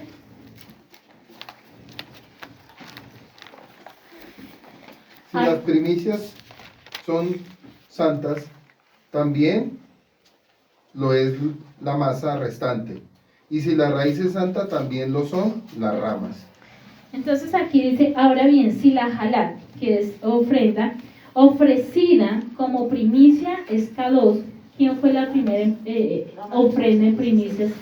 Nuestro amado Yeshua dice, si Yeshua es K2, también todo el pueblo debe ser K2, andar en esa santidad. Dice, y si la raíz, ¿quién es la raíz? Yeshua es K2, así también todo el cuerpo debe andar en esa santidad. Entonces, ¿en dónde encontramos que Yeshua es nuestra primicia? En 1 Corintios 15, donde dice, pero el hecho es que el Mashiach ha sido resucitado, pero el hecho es que el Mashiach ha sido resucitado entre los muertos, la primicia de los que han muerto, pero cada uno en su propio orden. El Mashiach es la primicia. Después, todos los que pertenecen al Mashiach en el momento de su venida. O sea que hay que preservar en esa santidad hasta el final, porque dice, cuando en el momento en que venga Yeshua, seguimos permaneciendo en él, ahí realmente podremos ser herederos, como hemos aprendido. No somos salvos, estamos en el proceso, pero esto es hasta el final. ¿Quiere decir que en el último momento podemos perder la carrera? Claro que sí. Dijo el apóstol Pablo, no siendo heraldo, que excluyó la carrera.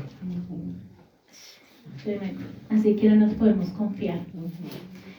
Y Yeshua siendo santo sin mancha alguna, todos en él debemos andar en la santidad, pues sin santidad nadie verá a Yahweh. Ahora, aquí viene una advertencia más para Efraín.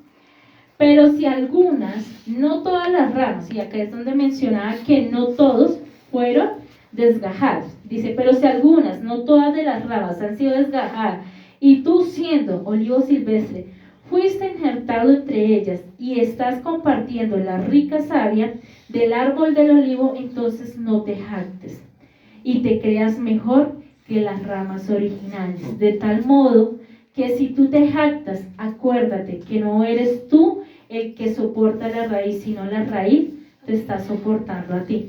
¿Qué nos quiere decir esto? Tengamos cuidado. Tengamos cuidado, porque aún teniéndolo todo, podemos ser desgajados. ¿Por qué? Porque dice, aún teniendo Yeshua, Torah, Ruach HaKodesh, el corazón se puede, dice, no te jactes sobre aquellos que tal vez fueron desgajados. O sea que nuestra actitud para con nuestros hermanos aún esparcidos, ¿cuál debe ser? Misericordia, compasión. Por eso al inicio de empezar todo esto, decía, muchas veces no hay compasión ni con nuestro hermano de la casa. Muchas veces no hay misericordia, no hay amor ni siquiera para con los de mi casa. Ahora más la hay para los de afuera. Por el contrario, nos jactamos de decir, ya celebramos fiestas, ya guardamos Shabbat. No, esos cristianos o esos tales de afuera no debe ser nuestra actitud. Por eso Pablo advierte y él hace una advertencia: cuídate y sigue en tu mansedumbre, en tu humildad, para que no siendo que teniéndolo todo, termines tú también desgajado. Y esto es para todo el pueblo de Efraín que ya ha retornado, aún en este lugar, y los que están también allí en la radio, tal vez ya el Padre le ha otorgado el privilegio de empezar en medio de caminar de la senda antigua, pero no es para jactancia, porque dice, ni siquiera es por ustedes, porque ustedes no sostienen la raíz. Como que dice, no se le olvide quién hizo todo esto, quién ha sido el que ha orquestado todo este plan de redención y salvación para nosotros, quién es el que ha tenido misericordia. Entonces no se les olvide que ustedes no lo sostienen a él, sino que ustedes son sostenidos por su mano. Y entonces entraba a ver qué era el olivo, porque en la escritura vemos muchas citas o referencias bíblicas acerca del olivo. ¿Con quién es comparar el olivo? Porque me habla de ramas, a quién hace referencia a cada rama. Entonces, cuando habla del olivo, hace referencia que también es la raíz. Cuando habla de la raíz del olivo, hace referencia a nuestro amado Yeshua. La raíz del olivo, Yeshua, Yahweh sosteniendo con Yeshua sus promesas pasadas, con cumplimiento presente y futuro. El tronco representa a los patriarcas, las promesas, el pacto, el propósito y la fe en Yeshua. Las ramas naturales, ¿quiénes son? Las 12 tribus de Israel. Las ramas injertadas, ¿quién fue? Efraín, como esparcidos, retornando, como Jacob, como lo que hizo Jacob, al decir los míos son, o sea, los injertó a él. Y dice Gálatas 3:8, también el Tanat, anticipando que Yahweh consideraría a los gentiles justificados cuando ellos viven confiando con llenura de fe. Y aquí hay algo que a veces también se malinterpreta, porque dice, cuando también están anticipando que Yahweh consideraría a los gentiles justificados cuando ellos viven confiando en llenura de fe. Entonces, muchos dicen que la justificación viene solo por la fe, y eso lo aprendíamos hace 8 días. Haga la oración de fe y usted ya es salvo, siempre salvo. Y eso es otra gran mentira, porque si aún el justo con dificultad se salva, ¿cuánto más los que solo creen que por hacer una oración, y eso lo aprendíamos hace 8 días, cuánto más que el que creyendo que solo con hacer una oración, ya, usted heredó la vida eterna? Nadie será salvo por las obras. Y nadie será salvo por las obras, que también lo que escuchamos. No, o por fe o por obras. Entonces, ni por lo uno, o sea, es un complemento. ¿Sí? O sea, yo no puedo decir que mi justificación es por mis obras, o por solo creer, porque dice que aún los demonios creen, pero no se sujetan. ¿Y a qué no se sujetan? A la voluntad y a la palabra de Yahweh, y a todo lo que Él ha establecido. A eso los demonios no se sujetan. De ser así, nunca hubieran caído de su divinidad. Entonces, muchos dentro del pueblo también están así, diciendo que creen, pero no se sujetan a la voluntad de Yahweh, no se sujetan a su palabra. Muchos dicen, yo soy pueblo de Efraín, ya, por fe, ya, Yeshua. Pero al momento de usted guarda Torah, ¿realmente está sujetada a la voluntad de Yahweh? No, pues todavía no guardo completamente Shabbat porque pues tengo mis negocios. O todavía pues de vez en cuando voy a fiestas, pero no siempre, porque pues es que tengo otros compromisos con mi familia. O sí, o pues yo no tengo comunión con el Espíritu Santo porque es que la verdad no me da el tiempo. Cosas así, decimos profesar una fe en Yeshua, aún dentro de una restauración, pero a la final no nos sujetamos a lo que Yahweh nos quiere seguir entregando. Entonces termina Gálatas 3 diciendo, dio las buenas noticias de antemano cuando dijo, por medio de ti todos los gentiles serán benditos. Y es lo que le dijo Jacob a Efraín, por medio de ti serán bendecidas todas las naciones de la tierra. Efraín como primogénito recibe la doble porción. Y vemos en Deuteronomio 21:6 que dice, entonces cuando venga el tiempo para que él pase su herencia a sus hijos, No podrá darle la herencia del primogénito al hijo de la esposa amada en lugar del hijo de la aborrecida, que es de hecho el primogénito. No, él tiene que reconocer como primogénito al de la esposa aborrecida por darle una doble porción de todo lo que posee, porque él es los primeros frutos de su hombría, el derecho de primogénito es de él. Entonces, cuando a Efraín se le otorga la doble porción, dice que tenemos los mismos derechos de herencia. ¿Cuál será esa herencia?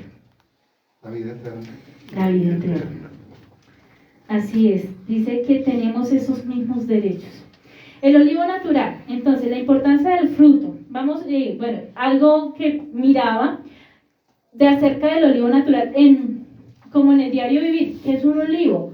¿Por qué la escritura menciona a Yeshua como el olivo? Y había algunas características muy hermosas acerca del olivo, y una era que el árbol de olivo natural, sus hojas nunca se secan. Dice que en todo tiempo las hojas del olivo permanecen verdes. Aún en otoño, en cualquier estación, dice que sus hojas permanecen verdes. Y si lo llevamos a lo que nos enseña la escritura, que Yeshua, aunque el olivo hace representación simbólica, o sea, representación del olivo, Yeshua nunca se ha secado. Yeshua dice que él ha permanecido, ha reverdecido de tiempo en tiempo, desde el principio, porque dice que desde el principio en él fueron hechas todas las cosas y por él subsisten, aún para este tiempo. Aunque los judíos, aunque muchos creyeron que Yeshua se quedó muerto, o cuando fue crucificado, quedó ahí en una tumba, y creen que, porque el judaísmo que dice Yeshua fue uno más de los profetas, no es nuestro Mesías, y dice, no pudo haber resucitado. Eso también lo vemos en Isaías, en Bereshit 48, cuando Judá desciende a Egipto para ver a José, porque si recuerdan que José estaba en Egipto y sus hermanos descendieron para ver, representa que Judá también tenía que reconocer, porque ellos pensaban que José había muerto, ¿cierto? Ellos lo vendieron, ellos dijeron, no, ya José murió y quedó ahí. Cuando ellos descienden y ven lo que había hecho Yahweh con José, lo que significa también es que Judá va a tener que reconocer que Yeshua no murió, sino que permanece, sino que fue un plan, sino que él fue presentado como primicia y ha subido también. Entonces, ¿qué es lo que hoy en día aún el judaísmo tampoco lo entiende? O no lo han reconocido y dicen, no, mentira, estamos esperando el primer Mesías o la venida del Mesías, y eso también Judá va a tener que reconocerlo. Yeshua ya vino, Yeshua ya abrió la oportunidad y renovó la que tuvo el contrato matrimonial para que el pueblo pudiera obtener nuevamente esa herencia. Entonces, la importancia del fruto. El fruto del olivo es el aceite, representando uno de los tres alimentos básicos, luego los cereales, el trigo y la uva. Y se observan algunas características de la relación en la escritura. Después del diluvio, Noah de nuevo envía a la paloma, quien trae en su pico una rama de olivo. ¿Qué representaba? Esta rama representaba que Yahweh estaba en paz con la tierra. Después de todo lo que aconteció, que vino la destrucción, dice que aún después de eso, entonces ya ese olivo representaba que Yahweh estaba en paz con la tierra. A través del olivo también representa la esperanza de Yeshua como mediador en medio de en esta reconciliación del pueblo con Yahweh. Gálatas 8:11 dice: y así al atardecer la paloma regresó a él, y aquí en su pico traía una hoja de olivo recién arrancada. Entonces Noé comprendió que las aguas habían disminuido sobre la tierra. Este árbol de olivo perduraba aproximadamente entre 1200 años a unos 2000 años. Y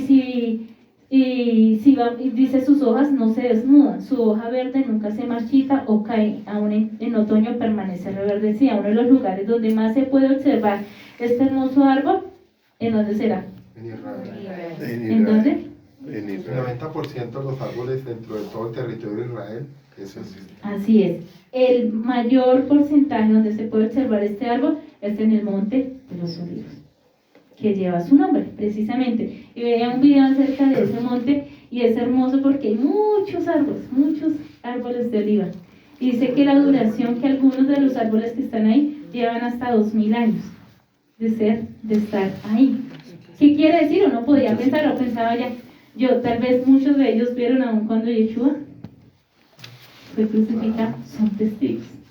Entonces era hermoso porque dice que duran mucho, que dan un buen fruto en todo tiempo. Ese aceite, y yo veía aún en Colombia, porque cuando miraba esto, aún en Colombia, acá en Villa de Leyva, hay un lugar donde son productores del aceite de oliva y donde hay árboles de oliva sembrados.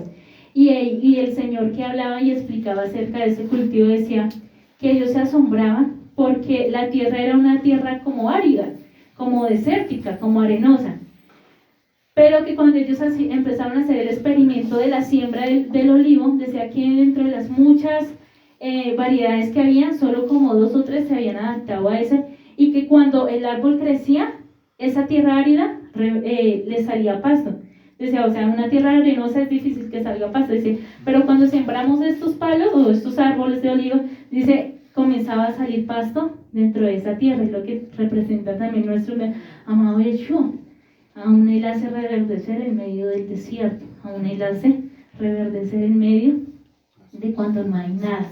Entonces, y eso está acá en Colombia, y era un documental que veía porque era muy bonito, y yo decía, Padre, tu palabra sigue fiel y permanece. Entonces, durante las visitas de Yeshua, vamos a ver como varias referencias del árbol de olivo en cuanto a la escritura.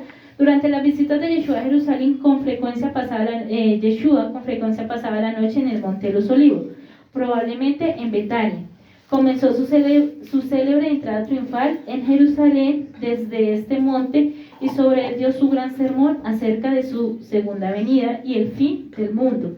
El sufrimiento final de Yeshua comenzó en un huerto sobre la falda del Monte de los Olivos, y su ascensión al cielo ocurrió en este memorable monte. El Monte de los Olivos es uno de los más altos.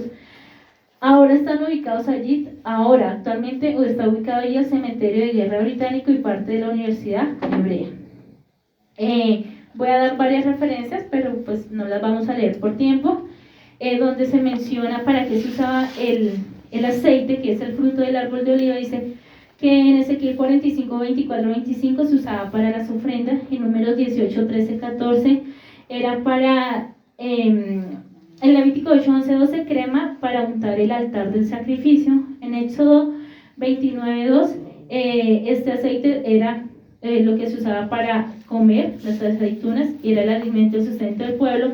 En Éxodo 25, 6 era para encender la menurá, el fuego.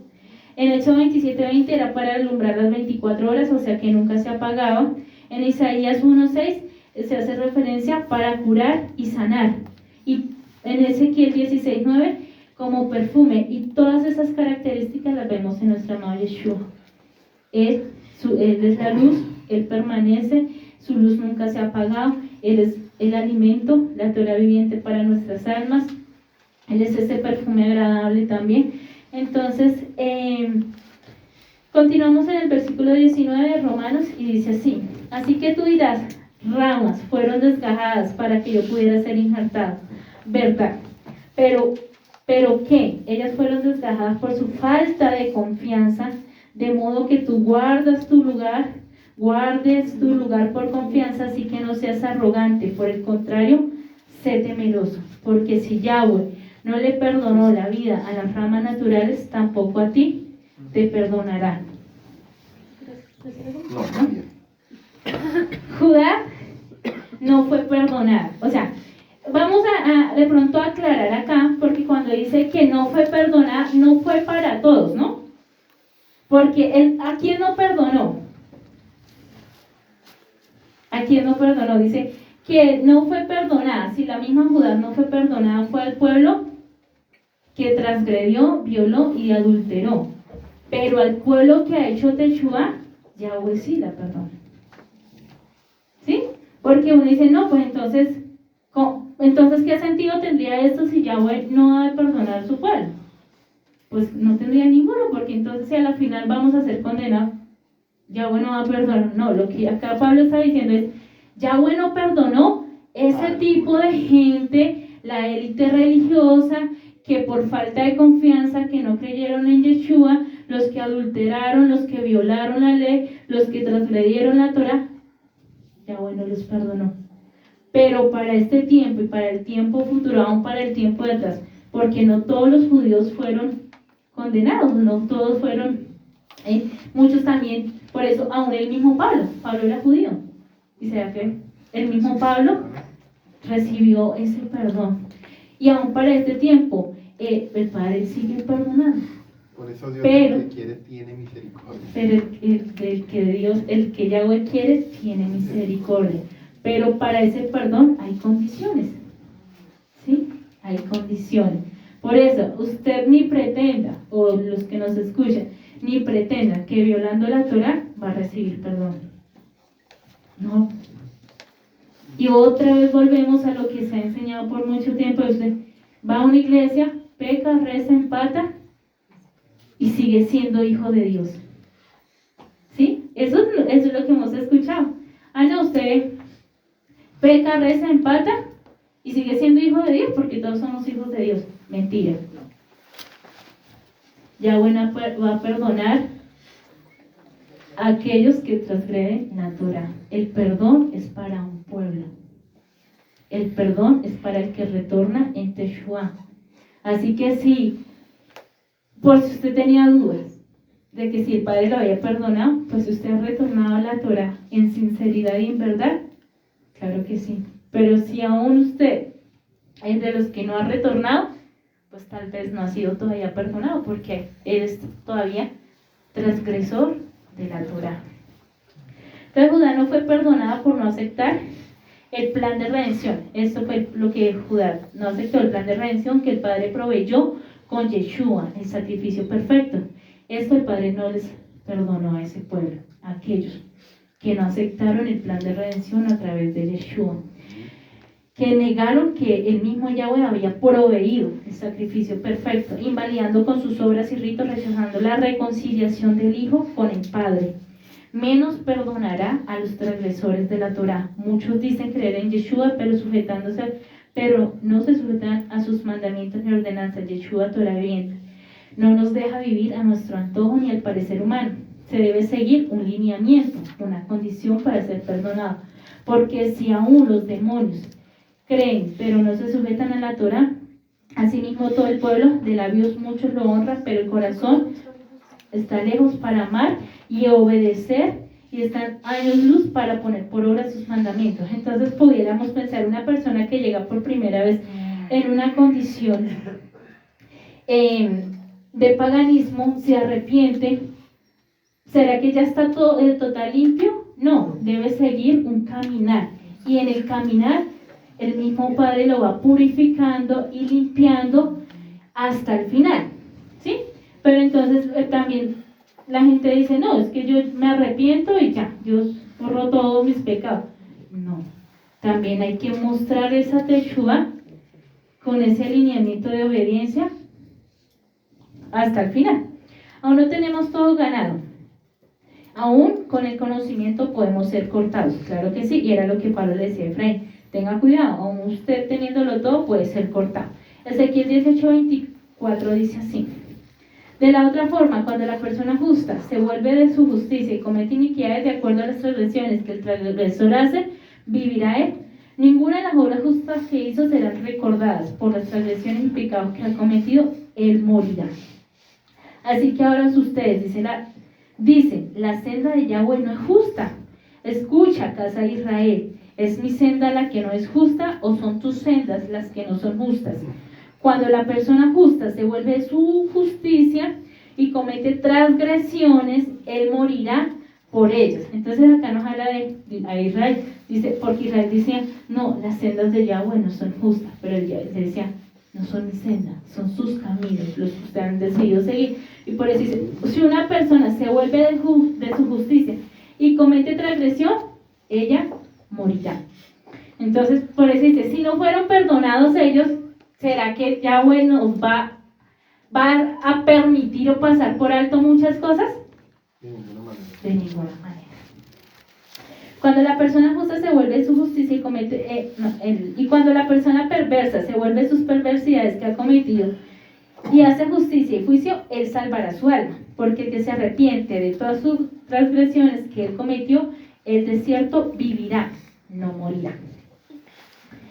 En el versículo 23 dice, y aún ellos, si no persisten en su falta de confianza, serán injertados de nuevo, porque Yahweh tiene poder para injertar de nuevo. Entonces, en los últimos tiempos, José cada vez más acercando a sus hijos Israel, iniciando por Yeshua para que nos bendiga. Yahweh nos acerca para bendecirnos. Es un gran deseo de Yahweh bendecir su pueblo con bendición del cielo a causa de obedecer su Torah, como dice Devarim, las obediencias, las consecuencias de obedecer. Y si hacen todas esas cosas, yo los bendeciré, pero paremos un momento, porque nos resistimos. ¿Por qué nos resistimos a ser bendecidos? A veces el pueblo se comporta incoherentemente, rebelde y necio, porque muchas veces queremos decir, o muchas veces oramos por bendiciones, ¿cierto? ¿Queremos ser bendecidos en todas las áreas? Amén. Amén, ¿cierto? Pero ¿qué tenemos que hacer para ser bendecidos? Pues retornar y estar sujetos. Pero muchas veces queremos bendición, pero no queremos pagar el precio. Pero no queremos retornar. Pero no queremos pagar o corresponder a esa bendición. Entonces eso es como cuando uno tiene un hijo, yo lo comparo como, en la casa tenemos hijos, todos, ¿cierto? Y un padre natural le promete una recompensa a un hijo, ven, te voy a recompensar de esta manera. Pero muchos, aunque están dentro de la casa, son rebeldes y refunfuñean. Entonces ya he dicho, yo los voy a bendecir, pero tienen que hacer esto, obedecerme, buscar mi intimidad, compromiso, amor, pasión, llevar mi mensaje. Pero me dice, ay no, o sea, queremos bendición, pero al momento de hacer, comenzamos a refunfuñar. Y así son muchas veces los hijos naturales. Entonces, te voy a dar una recompensa, te voy a llevar a comer helado, pero esta es la condición. Ay no, pero ya comenzó. Ay, pero todo eso tengo que hacer para que me dé eso. Ay no, mejor no. Ay, y comenzamos a refunfuñar. Pues resulta que entre la casa también hay pueblo que es así. Quiere bendición, quiere promesa, pero el momento de corresponder a eso, resultan refunfuñando como un rebelde más, un necio más, y a la final por eso muchos no reciben sus bendiciones. En el 24 dice, porque si tú fuiste cortado del que por naturaleza es un árbol de olivo silvestre e injertado contrario a la naturaleza un árbol de olivo cultivado, ¿cuánto más, mucho más serán las ramas del olivo naturales injertadas en su propio árbol de olivo? Pues hermanos, quiero que ustedes entiendan en esta verdad que Yahweh había antes ocultado y ahora la ha revelado para que no se imaginen que saben más de lo que en verdad saben. Es el endurecimiento que a tal grado ha caído sobre Israel hasta que el mundo gentil haya entrado en su totalidad. Este endurecimiento no será para siempre, hasta cuando Ezequiel 37, una en mi mano, sea cumplida con plenitud con el número que desde antes ha sido predestinado. Así será que de esta manera todo Israel será salvo, como dice en el Tanakh, de Sión vendrá el Redentor, él apartará la impiedad de Jacob, y este será mi pacto con ellos, yo los vuelvo de sus pecados. Y Jeremías 31:33 dice, porque este es el pacto que haré con la casa de Israel después de esos días, dice Yahweh, yo ciertamente pondré mi Torah dentro de ellos y las escribiré en sus corazones, yo seré su Elohim y ellos serán mi ley, mi pueblo. Cuando dice este es el pacto que haré con la casa de Israel, no significa que Yahweh estaba invalidando el principio, porque es lo que también se suele escuchar mucho, es un nuevo pacto, todo es nuevo, pero lo de atrás ya pasó. No, lo único que cambiaba era el lugar donde estaba escrita la Torah, al principio en tablas de piedra, pero esto nuevo era lo mismo, pero escrito en nuestro corazón. Eso es lo que cambia, más no como escuchamos que la ley fue abrogada, fue abolida y entonces ya nada, desde el principio como pueblo entonces estamos para obedecer, o se suele escuchar, no, eso ya no tenemos que hacer nada de eso, nada de celebrar fiesta, nada de eso porque ahora es un nuevo pacto, por Yeshua, ahorita solo es por fe por Yeshua, No, lo que acá Jeremías está diciendo es, lo que cambia es el lugar. Tal vez si en ese tiempo no lo entendieron porque estaba en una tabla, ahora la voy a poner en la tabla de sus corazones. A ver si así sí la van a obedecer. Entonces, este pacto no nos indica la abolición de la ley o mandamientos. No es algo nuevo o algo diferente. Lo que indica es que cambia el lugar donde fue escrita. Antes en tablas y ahora en nuestros corazones. La Torá sigue siendo la misma. No como escuchamos dentro de un pueblo desobediente y contumaz, negando el obedecer sus mandamientos, abrogando su ley. Pero este pacto tiene cumplimiento cuando el pueblo se arrepiente de sus pecados. Antes no. Como así no todos tenían el amor, la pasión, la revelación de obedecer mandamientos, es porque aún falta volverse a sus pecados. Hasta que no haya esa teshuva genuina, individual, como personas, muchos van a titubear, a vacilar entre obedecer o no, entre guardar Torah o no, entre tener comunión con el Abba y no, entre ser calientes y tibios. Y la razón es porque no hay una teshuva genuina. Así que, mi hermano, si usted y yo, si usted y yo en algún momento pensamos titubear, pues pensemos, ¿realmente hemos hecho teshuva genuina? Si somos a veces tibios y a veces como medio frío, ¿hay teshuva? No. Eso son muestras de que todavía hace falta. Y algo muy hermoso que La Paz escribía aún esta semana en el grupo de coordinación, algo que el Padre ha venido guiando hasta Shavuot, para Shavuot, es una teshuva. Es un examen que realmente, si usted ha titubeado en este tiempo, entre irse de la comunidad, entre seguir guardando el Shabbat o entre no, entre seguir sirviendo o no, es porque tal vez hace falta una teshuva genuina y completa. Y es el llamado para poder recibir lo que el Padre va a entregar en Shavuot. Con respecto a las buenas noticias, ellos son enemigos por causa de ustedes, pero con respecto a ser escogidos, ellos son amados por causa de los patriarcas, pues los dones gratuitos de Yahweh y su llamado son irrevocables. Así como ustedes mismos antes eran desobedientes a Yahweh, pero ahora han recibido misericordia por la obediencia a Israel. Entonces recordamos Oseas cuando dice: llamaré pueblo mío al que no era mi pueblo, a la no amada, amada. Y en lugar donde se les dijo, vosotros no sois pueblos míos, así serán llamados hijos del Elohim viviente. Y Pedro también, en 1 Pedro 2:10, ¿qué dice? Que se lo sabe. ¿No? Muy bien, porque antes no eran pueblo y ahora son pueblo. Antes no habíamos alcanzado misericordia, pero ahora tienen misericordia. Lo vamos a repetir todos en voz alta. Vosotros, que en otro tiempo no éramos pueblo, pero ahora que sois pueblo del Elohim, que en otro tiempo no habías alcanzado misericordia, pero ahora habéis alcanzado misericordia, porque nosotros antes éramos ovejas descarriadas, pero ahora habéis vuelto al pastor y al Señor de nuestras almas, al dueño de nuestras almas. Amén. Esta es nuestra identidad y debe permanecer. Así también Israel ahora ha sido desobediente para que ustedes, mostrando misericordia que Él ha mostrado a ustedes, ellos también reciban la misericordia de Yahweh, pues Yahweh ha encerrado toda la humanidad en desobediencia, con el fin de tener misericordia de todos. Oh profundidad de la riqueza, la sabiduría y el conocimiento de Yahweh, cuán incrustables son sus juicios, cuán insondables son sus caminos. Porque ¿quién ha conocido el pensamiento de Yahweh? ¿Quién ha sido su consejero? ¿O quién le ha dado a él? ¿Quién le ha dado algo a él y ha obligado a él que lo pague? Porque de él, por medio de él y para él son todas las cosas. A él sea la gloria por siempre. Amén. Para añadir un punto más y ya para ir finalizando, el hijo menor representa a Efraín, en cabeza de las 10 tribus, que salió a los gentiles y desperdició su herencia a Israel. Y para traerlo a colación con Lucas también, donde nos habla de la parábola del hijo pródigo, que es el hijo menor que va y desperdicia toda su herencia y retorna, pero que su hermano, cuando lo vio y vio que había fiesta, que el padre hizo fiesta por el retorno, sintió ¿qué?